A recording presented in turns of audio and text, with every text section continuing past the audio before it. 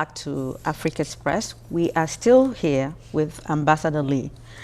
Ambassador Lee, crime and corruption has infested some of the African countries due to imbalance of power, of which Sierra Leone is one of them. Please outline your plans to combat corruption in Sierra Leone. Thank you for that question, Madam Blessing Rogers. I agree with you. Crime is getting endemic in Sierra Leone, and corruption is one of the oldest professions in that country. And I say so seriously. Right now, we have an anti-corruption commission, but there's no commissioner. The commissioner resigned because rumors have it that those in authority were putting too much pressure on him to avoid catching the real crooks. They wanted him to go after small fries and leave the big guys untouched. That is not the way to address one of the biggest problems causing hardship in that country. As long as corruption is not addressed, we're not going to get development aid. As long as we don't have development aid, we're not going to get nationwide electricity. We're not going to get nationwide water supply. We're not going to get employment. We're not going to get a developing society. So we have to address the problem of corruption. Corruption has to be endemic in Sierra Leone. There are too many unemployed people. Prices are too high. Wages are too small. Things are just expensive all over the place. Opportunities are not there. The only people enjoying are a small clique. Like I said earlier, 10% of the population, maybe 15%, control 85 to 90% of the wealth of the land. As long as you have that situation, those outside, those people in that 80% group will find ways and means to get things illegally. And of that 10 and 15%, most of the wealth is through corrupt means. But Ambassador, I understand what you're saying. However, is that an excuse for someone to engage in corruption because you're not being paid enough, or engage in bribery taken? Again, Africa is already suffering from that epidemic. So how about morality? You know, Madam Blessing, morality is fine as long as you afford it. If you are starving, you are struggling to survival, you got to do what it takes to survive. So I can see why some people are desperate and do things that they should not do. But you have to address human needs. You have to provide for people before you can discipline them. As long as they're having hardship, they are suffering, what are you going to do? It won't be effective. You have to go with those big fellows who control everything and not allow anything to filter down to the common man and woman. Therefore, you got to elect good people who will give the country a good international reputation, so that legitimate businesses will be attracted to the country, invest, provide jobs, provide technology, and begin to build the country. If the country is governed properly, development aid will come in to do all the basic infrastructures that are lacking in society today. And unless you put those basics in place, how are people going to feed themselves? It's very tough. They cannot sit down and starve to death. They cannot live under the rain. They got to have a roof over their head. They got to move from point A to point B. They're going to wear clothes.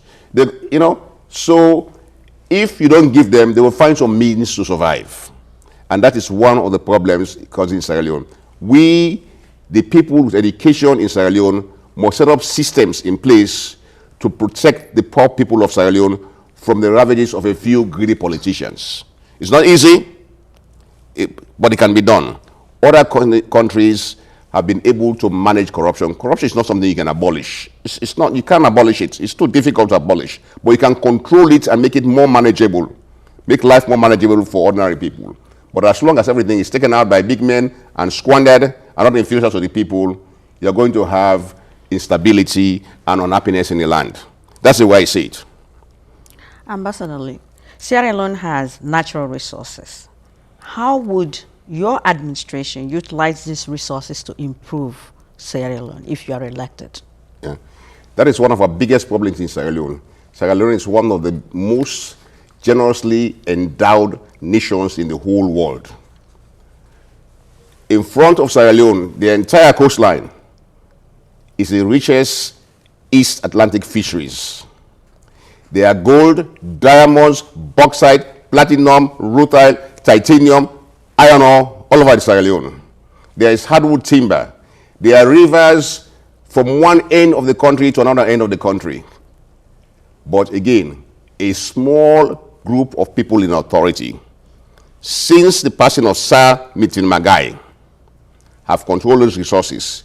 If you go to Connaught today, which is where you had most alluvial diamonds. Alluvial diamonds are diamonds you can dig within 20 feet, you find them. Today, those diamonds are gone. Connaught is devastated, and there is nothing good to show for all those diamonds that they mined there in the last 50 years. Let me ask you, where did those diamonds go? If you said they are gone. Most were smuggled out.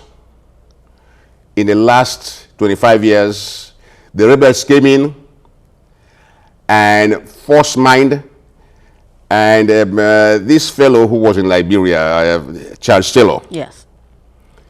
I was told when I was the ambassador in Washington, D.C. by the State Department that in 1999 alone, Charles Taylor exported 6 million carats of diamond in 1 year.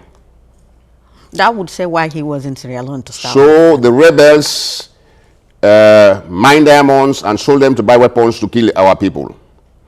But before the rebels came in, others were doing it. And because they did it, the state became very weak for rebels to come in and do what they did. Therefore, we have to look at those natural resources and manage them properly. When I was in Washington, D.C., and was really working with the American government to come and develop Sierra Leone and Liberia in tandem. I don't want one country to go up and the one down. I wanted both countries to work in tandem, to develop in tandem. The American government told me, he said, Mr. Ambassador, tell your government, the minute they know how to manage their natural resources, will come in and help you. That is why I wrote an oil memorandum to President Kabah to say, this agreement that I saw is going to upset the American and the Canadian government. I was High Commissioner also in Canada. It's going to upset the Nigerian, the American and the Canadian government, and it will make it difficult. But the message was not well received, so that is that. But if we, as Sierra Leoneans, instead of giving our minerals away for bribery, instead of not processing our mineral, we just allow them to dig it raw and ship it, we are not going to get the benefit that we need to fix that country. There are enough goodies on the ground to take care of every soul in Sierra Leone, but we have to find leaders who are conscientious enough and determined to make sure the people get the maximum benefit out of that instead of going to their own pockets. So harnessing natural resources is a key in the future of Sierra Leone. Thank you so much, Ambassador Lee. Thank you for staying with us and watching Africa Express. You have been listening to former ambassador to United States, Ambassador John Lee, and also former High Commissioner to Canada. That's correct. Discuss issues about Sierra Leone. Again, thank you so much for staying with us today.